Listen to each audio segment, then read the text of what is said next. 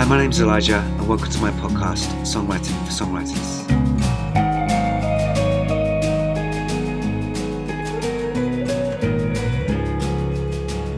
My special guest this week is Danny McNamara. Danny is the frontman and chief songwriter in the massive band Embrace. We speak about his songwriting process, his all-consuming love of songwriting, how much detail he puts into his songwriting, his friendship with Chris Martin, and much, much more. So please subscribe and enjoy this podcast.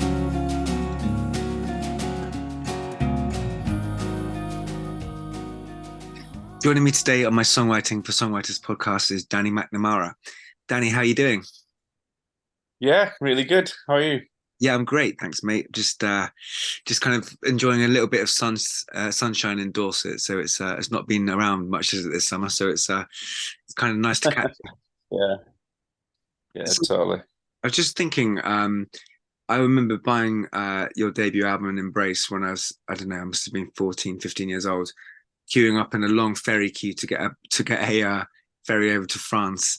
And that album soundtracked my entire summer. And I listened to it again yesterday, and it's so good. The songs are, obviously big songs, big concepts, big kind of, your voice sounds amazing. How do you feel about the debut album, sort of looking back now? Because it was such a big hit, wasn't it? And I know you've had an amazing career since, but to have such a big hit straight away off the bat is kind of an unusual thing. So how do you feel about those songs? I think they still really stand up. We Some of the songs on that first album we've played at every single gig since. So stuff like "Oh You Good People," "The Good Will Out," "Come Back to What You Know." I think I might be wrong, but I think we've played those at every gig. We might have missed "Good Will Out" a few times when we did "Out or Nothing" at the end instead. But no, I think even then we just did "Out or Nothing" at the end of the encore, and then did "Good Will Out" at the end of the first bit or something. So yeah, they have sort of really stood the test of time. I think there's like some of it sonically sounds 90s. It's quite compressed, and that certain sort of has a little bit of a 90s feel to it. But I remember even back then we sort of sounded a bit naive and a bit awkward and a bit unpolished and a bit out of place. I think we always sounded like we didn't really know what we were doing, and I was always sort of against sounding too slick. So we sort of auditioned a lot of really big name producers. Like we had mixes done by people like Andy Wallace and stuff like that, and Chris Potter, and all the sort of usual suspects at that time. People who'd made massive, fantastic albums, and it always sounded a bit slick, a bit not professional, but a bit I don't know, it sort of made it sound a bit distant and a bit inauthentic, something about it. I remember hearing, I think it was Lee Mavis from the Lars, about their debut album, saying that they scrapped it all because you couldn't hear the dust on the mixing desk. Okay. And I'm sure that that's not what happened, because it sounds too much like a story, but I sort of know what he means. Like we were incredibly specific about every little detail, and that's why in the end we kind of ended up doing it ourselves with a local engineer who we did the demos with.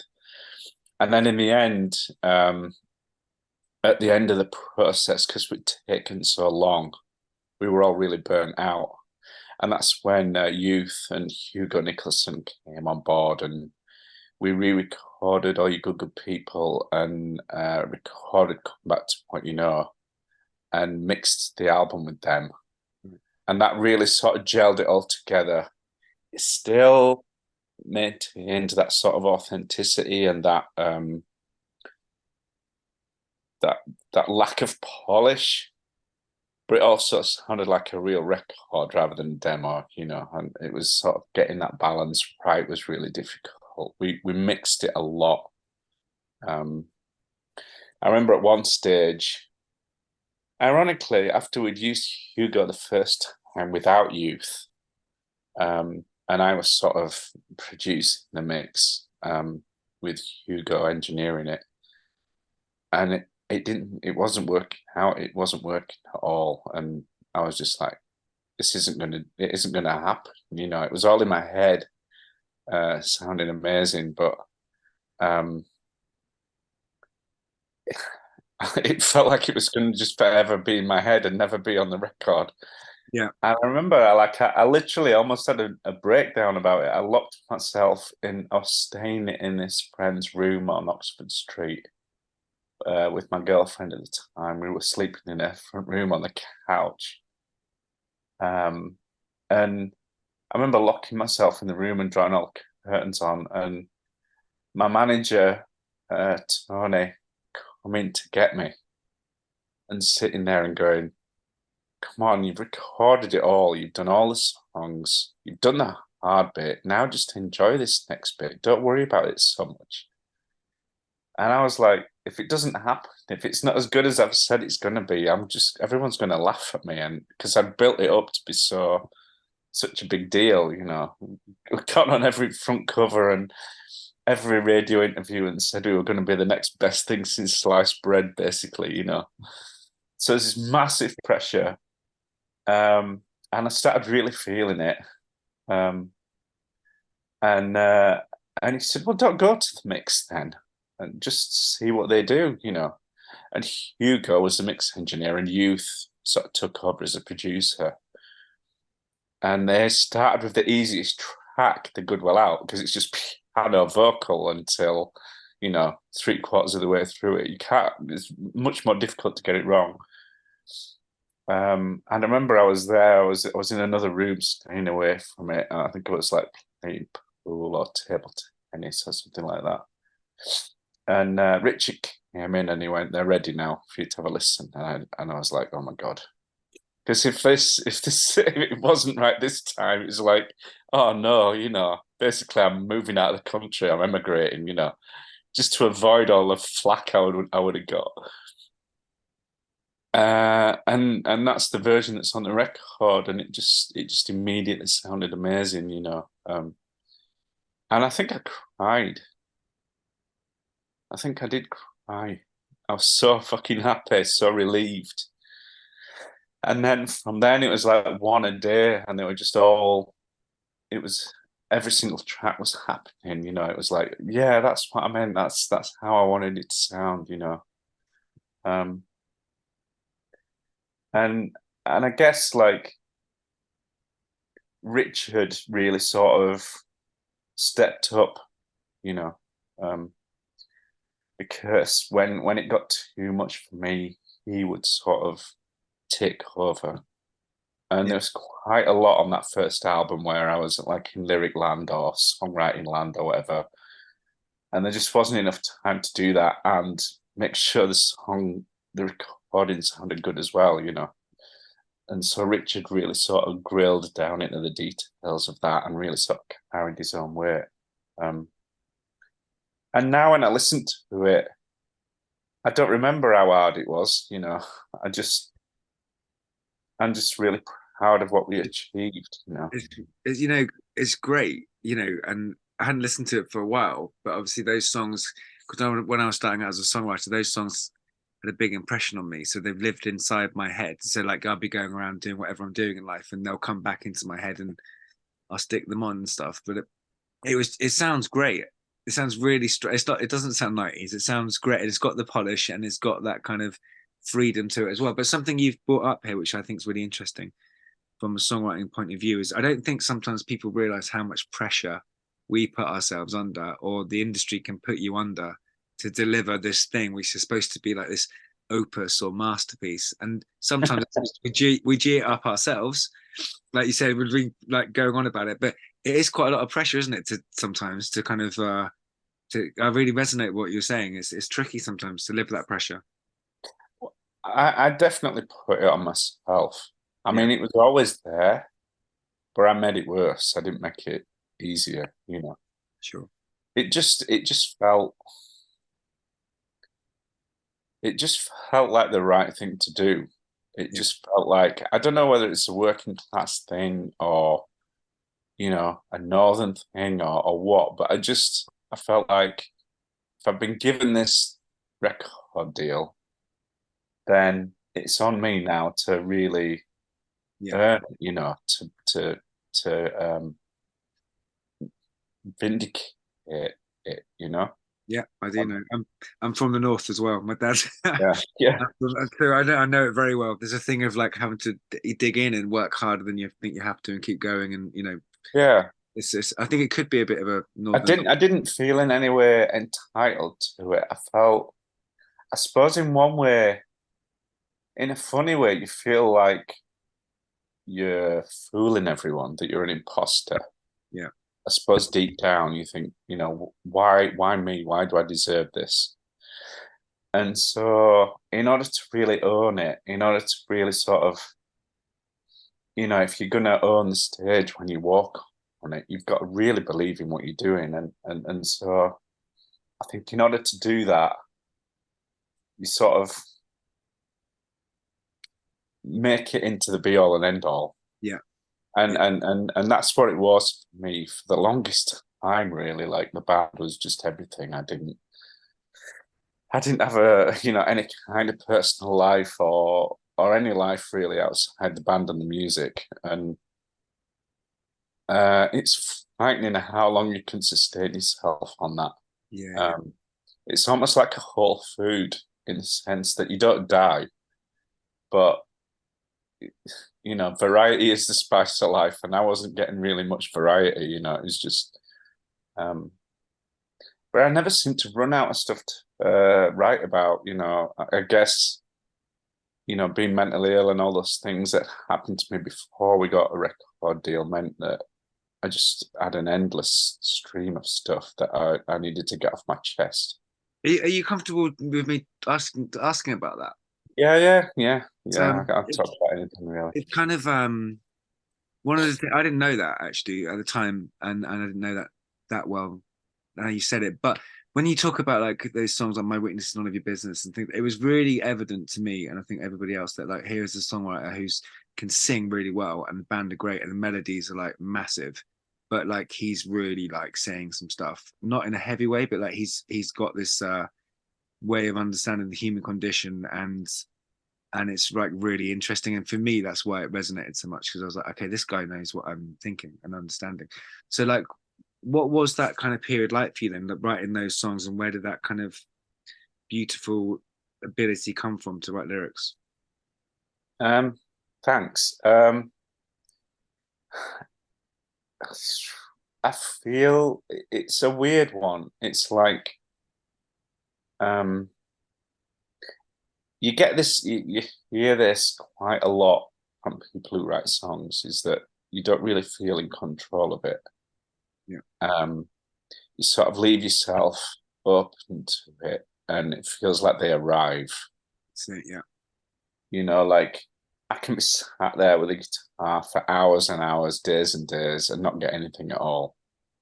And then suddenly a moment happens, and the hairs on the back of your neck go up, and sometimes you can start, it just floods of tears. And I also used to start really shaking. I'd like literally, like, I'd need to go and sit by a radiator and wrap myself in a duvet because I'd just suddenly start really shaking, violently shaking. Um, and more often than not, that had been, 3 in the morning, or, the middle of the night at some stage. And there'd be no one I could speak to. But I used to text everyone. And, if someone was up, they'd ring me up. Um, and often as well, like Chris Martin from Coldplay, he'd be up. So he was a good one I could like text, either because he was in America and it was a different time zone, or because he was up fucking writing as well. yeah, Um, or also our old manager, Jazz, he was often in America. And so I remember when um, I got the melody for Compact, you know, I remember ringing him. I think he was in LA, and played him the verse, and he went, "Wow, that's a fantastic chorus." And I went, "That's not the chorus, that's the verse. This is the chorus." And I played him the chorus. Went, "Oh my god, it's got two choruses." Brilliant. I was like, "Okay, all right, maybe." And then I played him the next bit, and he went, "Yeah, yeah." And he was just like really excited, and he was like, "You've got to put that on your new album," because it wasn't originally going to be on the new album. It was Oh, recorded right at the end. okay. He goes, "That's a single. You got to stick that on the new album." And we were just really burnt out by then, you know. And he said, "No, we'll get you. Well, you know, don't worry about it. Just enjoy it." I was like, "The lyrics aren't finished yet." He's like, "Doesn't matter. We'll do it this weekend. Let's, you know, strike while the iron's hot." And he just had this infectious enthusiasm and love for the song more than anything else. He was all about the art Yeah, and yeah. um, and then the artist, and then everything else under that. Um, he was quite egotistical, which is fairly ironic because he was all about getting rid of the ego in art. Okay. And when you read his book, which is really beautiful, he talks about that and really nails it. Okay. But him himself was he had a big ego, you know. Yeah, yeah. Um, but like a really big personality and a lot of charisma as sort of um to go with it. And so it wasn't obnoxious, or wasn't as obnoxious as it might have been. Unfortunately, we fell out um during our second album Okay. because he wanted to do things differently and wouldn't listen. And um he might have been right, you know. I look back at the things that he was saying back then. He thought that the singles we were releasing were commercial suicide, and um, he thought that we'd lost the plot. And you know, it's a valid opinion. You know, um, he might have been right. You know, if we'd done a second album that was sort of more of an organic movement from the first album and less of a sort of rip it up and start again than it was. We might have done better commercially, but I don't know that we'd still be here now.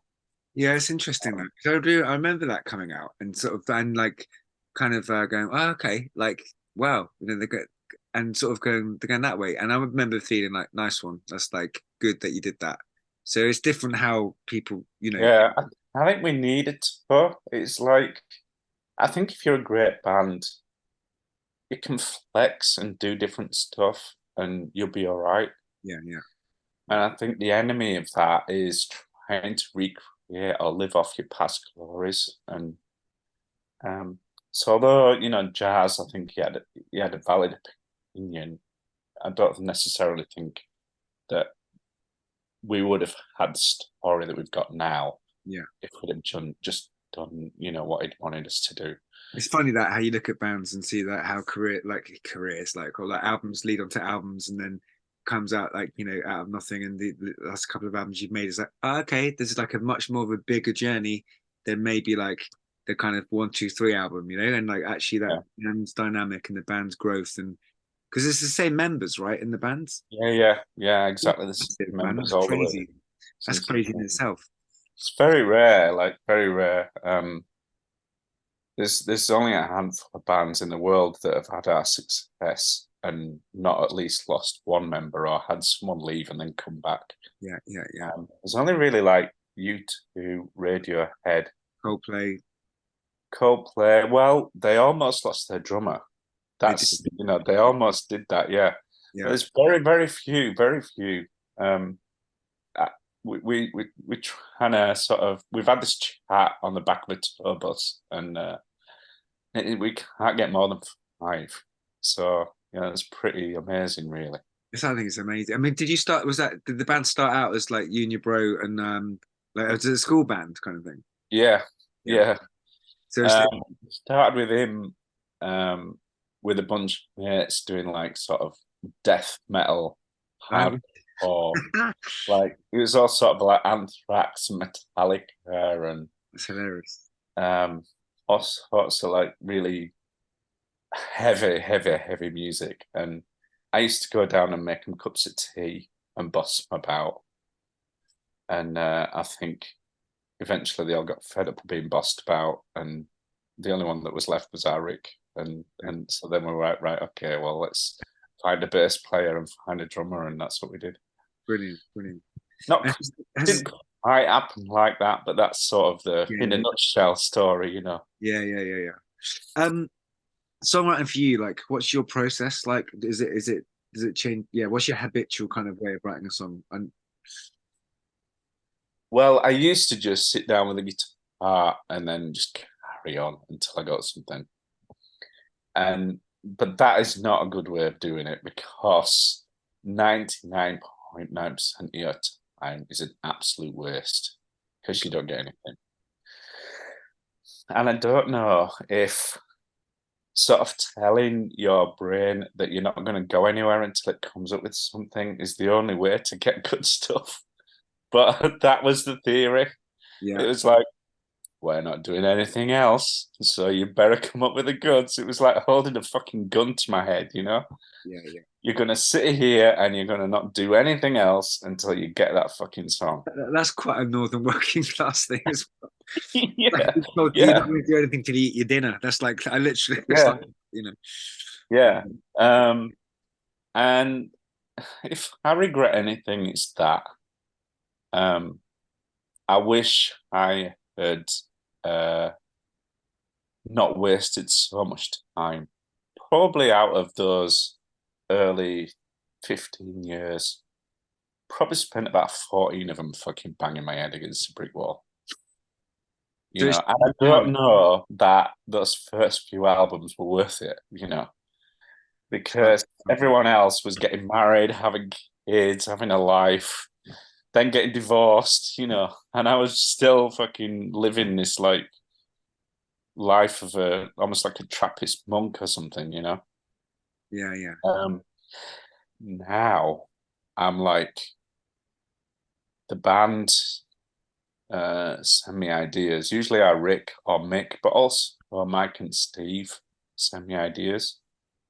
And every now and again, I just sit there with all of their ideas and spend a couple of hours see if I get melodies.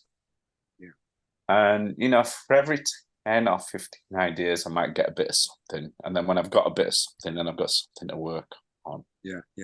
And that's how we did the last album. And I'm really massively proud of the last album. You know, I think it's one of our best, and Right. Yeah, it was a lot easier than the first album. You know, if you look at the amount of work that went into the first album when compared to the last album, the first album is not that many more times better than. Do you know what I mean? I've done something that's like means that I've sort of zoned in on the creativity yeah, and yeah. and it's the only thing I will say is that when it comes, you have to honor it. So no matter where I am or what I'm doing, if I get that feeling, I'm like, right, fucking everything has to stop. Yeah, Neil And Young. that's really difficult when you've got a 4-year-old and a 1-year-old. Yeah. Right, it's You like know? I said this before because I was 22 when I had and signed up with the band and everything, which obviously went didn't go the way it's meant to. But I had a kid at 22, and it was that thing of going right. I'm gonna have to write in my head because like I haven't got the time to sit. I can't do these things I've been doing for the last 3 or 4 years. So I'm gonna have to find a way to like do the work up here whilst holding the baby, or like doing the kind of kid thing. So it does sort of change the way you write, and so maybe put some of that. What you're saying is like it's a different kind of efficiency or different kind of work because you've Yeah, just got to like yeah, fit it in. It's like it's a different thing. The instant, it's like the songwriting is nature, and it will grow. A flower will grow through a crack in a path. It will come out yeah. somewhere, and it's that kind of thing. Yeah, the only thing is to not let the standard go down. Yes. So, you know, that's the only thing that has to stay the same. You have to like feel like what you're doing is Yeah. going to be knocking out some of those songs that have been in the set for ages, Yeah, you yeah, know. yeah. And so when you're making your ideal festival set, there has to be 2 or 3 new songs on it. Otherwise, the songs you're writing aren't fucking good enough. No, well, Um, I like and that. that's sort of my thing is like, if we had an hour to fill at Glastonbury, would I put that new song on and that new song on? And if the answer is no, it's like, well, that song's not fucking good enough then. I really like that you think like that. It's the way I think about stuff I write for my band or for me. It's like if you're not having that thought process, you're sort of what are you in it for? You know, it's like it's lazy, isn't it? Yeah. So it's all right to get more efficient and mix it up with the writing, but the standard always has to be the same. Yeah, yeah. Um, and I think if you let it drop, and I don't think you ever let it drop on purpose. You know, like our third album, I'm not that happy with it, and our fifth album, I'm not that happy with it. Um, and it was largely like circumstances that meant that happened like that. It wasn't anything that we did. Um, we really tried really hard on both those albums, you know. Um, but sometimes the stars don't align and the quality does drop. Yeah. Um, but the good thing is that sort of the more you've been doing it, the more you can see whether the stars are aligning or not, and sort of sort the stars out first, Oh, do you and then think so? come That's back. cool. That's cool. You Interesting. know, I can kind of see the pitfalls, and I sort of defend the art and the process so that the work is as good as it can possibly be. When you spoke about earlier on, you're talking about like, you okay, you were sitting there like fishing for a song waiting to come for hours, but when it finally came, like it sounds like you're in some kind of connection or communion with something else, like whether it's just Yeah. inspiration or whatever it is. I have this similar thing. What is that for you? What is that kind of how would you describe that?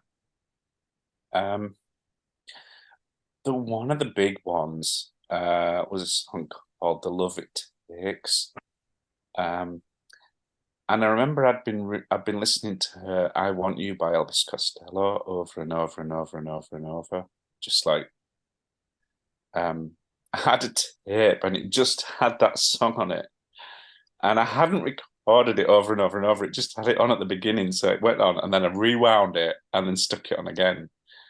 Um, So I'd have to wait 20 seconds while it rewound and then stick it on again. People won't understand what I'm even talking about with that because That's good. everything's so instant now. Yeah.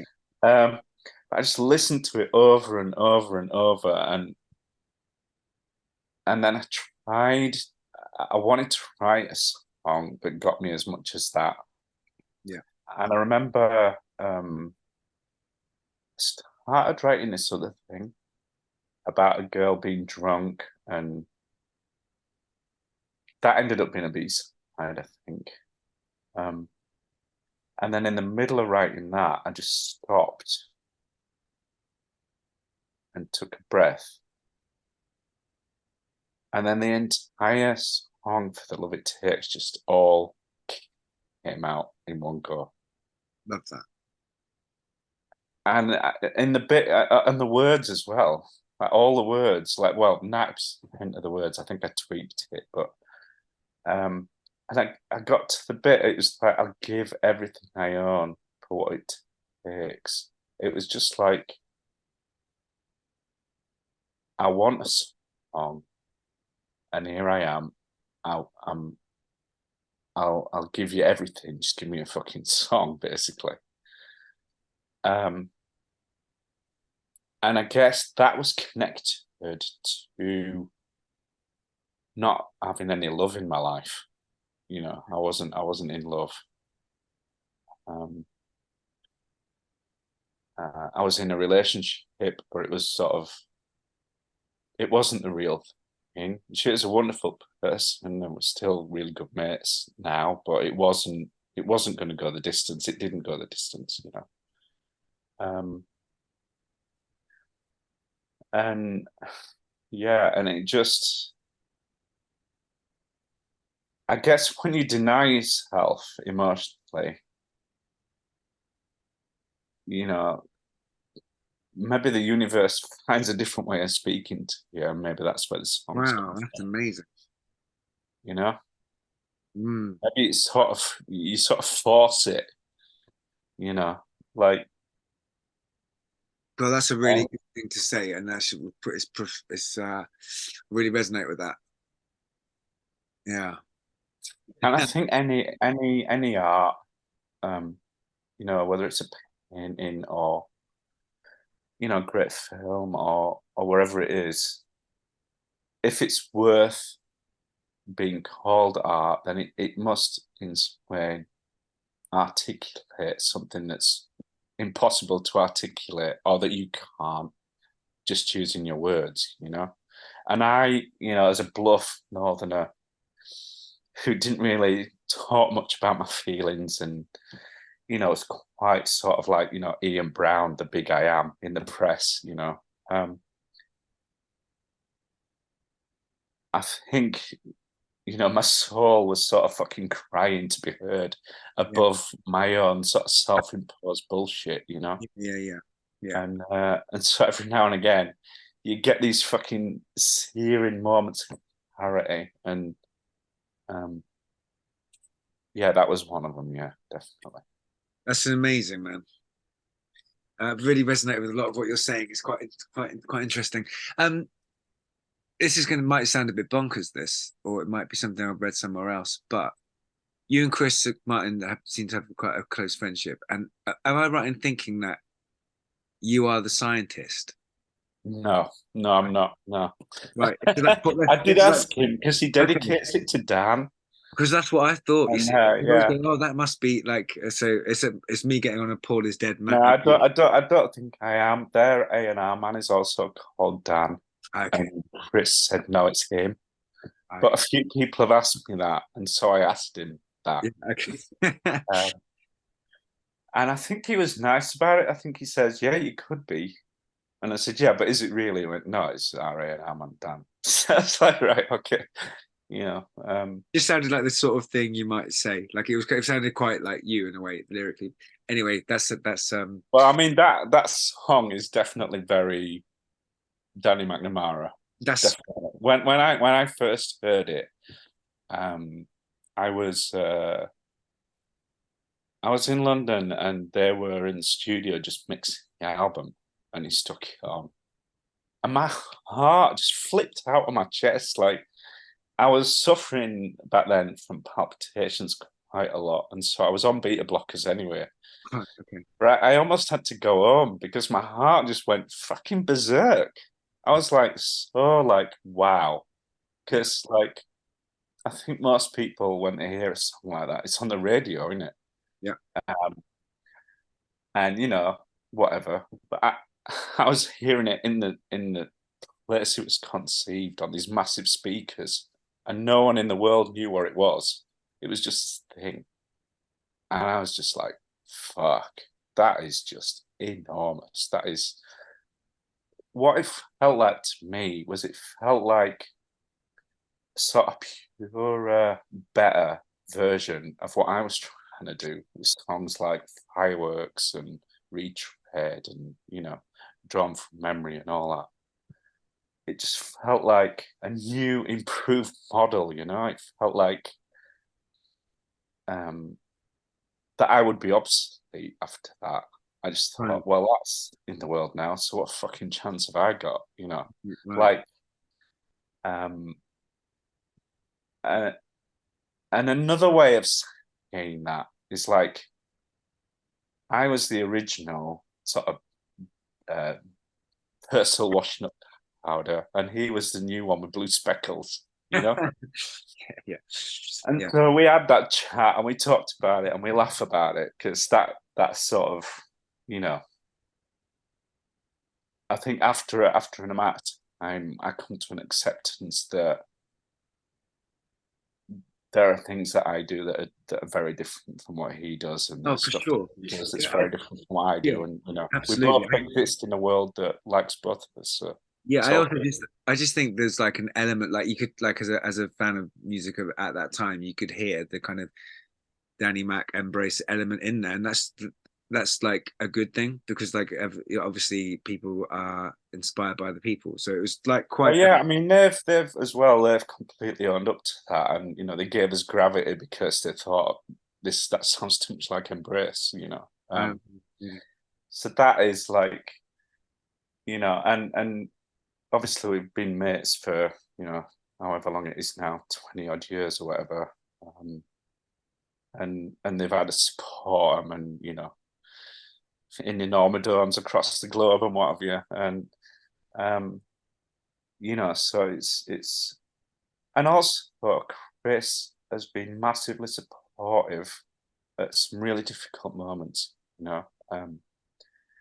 He's been there when it's been the middle of the night and I've not known who to ring, and I've rung him and he's been there. yeah, yeah. Um, so it sort of goes beyond all that now. Yeah, yeah. This is like it's a brotherhood, isn't it? Like this is what you find. Yeah, Like I think further down the road you get, and success or not success or competition or whatever, it becomes that you become a family, don't you? Whether it's your own band or yeah, people you've yeah. toured with, it becomes something bigger, which is Yeah, I find myself really defensive of them as well. Like, when people say that Chris is boring or bland or beige or whatever, it's I'm not like, true. It's even though not. I've fucking met him, he's none of those And things. also, if you're not listening You to the know, music, because it's like things like Square One, for example, in front of X and Y or Up in Flames, or it's like I've had many conversations with people defending Chris Martin or Coldplay as a band, which is ridiculous because they're so successful. But it's like I will stand up for that man till the day I die as a songwriter because I think he's great and people don't hear it and they make a judgment. yeah. Yeah, he's a brilliant songwriter. As He a leaves himself so vulnerable and so like up, and um that's really brave. It's yeah, very easy to do stuff that's cynical or ironic or yeah, arch or clever. It's really difficult to to be get that. your ego out of the way and just let the song do I what it agree. wants to do. I agree. I think What that's advice would you underrated. give songwriters? This is obviously this podcast is all about But celebrating. do that. Yeah. Like, Do that in spite of everything. Just do that. Get your fucking ego and your the things that you consciously think you want to do. Get that out of the way and just see what comes out. And quite often it'll be more profound and it'll be more powerful if you're not getting in your own way. mm, great advice. And I hate bands that, you know, never liked bands that are really arch and ironic. Um, I agree. because even when those bands do something that's inspired, they always hold it down by sort of having like a clever wink to the camera about how clever they are. It's like, you're I not was fucking clever. You're just like the rest of us. You just got a song. also there's a point of view. I remember at a certain point, when I go into art college and started doing that, am I an arty songwriter or songwriter? It's like, mate, it's exhausting to try and keep up with that level of pretentiousness or artiness. Like I'm just gonna say I love you in a song, and that's what I need to say, right? And whatever way I need to say it, but I can't keep up with the kind of trying to be clever thing. It doesn't work for me like that. The sort of the simpler and the rawer and the barer, the better. I agree. Um, you know, I mean, I do like get clever little lines in there. Um, and when one comes just in the moment, it's great. But um, the biggest job is getting out of your own way. In not just in songwriting, in life and relationships, and Yeah, yeah, yeah, I agree with that. Yeah, that just is like that's generally get out of your own fucking way. Jesus Christ, yeah. It carries on. Mate, the last question I'd like to ask you, and thank you so much for your time, mate. It means a lot to me to speak to you about That's all something. right, my pleasure. If I ask everybody this, and it'll change from day to day, but I'm just kind of interested in your here and now reactions. Like, if you could have written any song which wasn't one of your songs, anyone's song from across dead or alive, whose song would you love to have written and why? All right. So the one that always bewilders me is "Hey Little Prayer." Hey. Where that piano just does what it does. Mm. It just it just seems so like it seems like it's beamed in, fully formed. Like I can't work out how that arrived. Yeah, yeah, yeah. Just I look at that and I think, oh man, you know, I think if I'd written that, I'd probably give up. I probably would. But then would I? Would because you'd written it, you'd be like, it's my job now. I'm the guy who writes that. So I've got everyone's waiting for me to write another one as good as that. Like you'd probably be like doubly pressured, you know. But I like to think that I'd be like, nah, that's it. I've done it now. I'm like an elephant now. I know my time's up. I can go to the graveyard and just lie down, and, you know, because that is just like, such a I feel it's funny, because transcend everything. it's funny hearing you talk about that because Bacharach's got that thing. It's like a different alien breed of human, isn't it? Like he just sort of they arrive and it's like what, how, but it's like I grew up feeling the same way about my weakness is none of your business, and that's a song which has come back and like every time through my life it'll come in and I'll be like yeah, yeah, yeah, that's it, So like it's funny. I think we all think of each other in that way, as songwriters.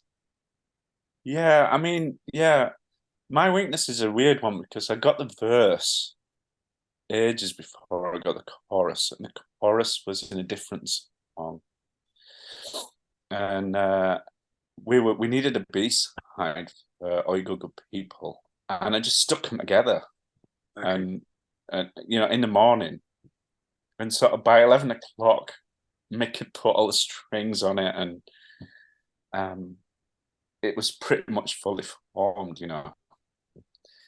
I was trying to write the second verse, remember, and I'm going like, I don't know what to say in the second verse, and Rick just went, "What about singing Hallelujah?" Like Leonard Cohen, and I went, "All right, yeah, that's good." And then so that was like it's like Hallelujah, you're the one was like the line in the second verse, and it was just really like really like a rush job, I would say. Mm. Um, but that if you're in a rush, you're getting out of your own way because you haven't got time to get in your own way. Yeah, that's true. Um, so I think it's just so coming back to your question about advice to songwriters is just like do everything you can to get out of your own way because I mean the good stuff will still come in spite of you. I think if you fucking work at it long enough, but I think if you get out of your own way, it's more likely to it sort of unblocks it and it comes out. Fireworks was another like that was a really quick one. I was under the mixing desk writing the words for that, and I had like an hour, and I didn't have time to second guess. But I mean, there are some songs that I've written where it took me fucking months to get the lyrics right, and they do sound effortless. They've got to sound effortless. And Yeah, sometimes they are effortless, and that's why they sound effortless. And sometimes it fucking a lot of effort went in and yeah. to making it sound like you didn't give a shit. Brilliant. Thanks, Danny, mate, for your time. I appreciate All this. right, my pleasure.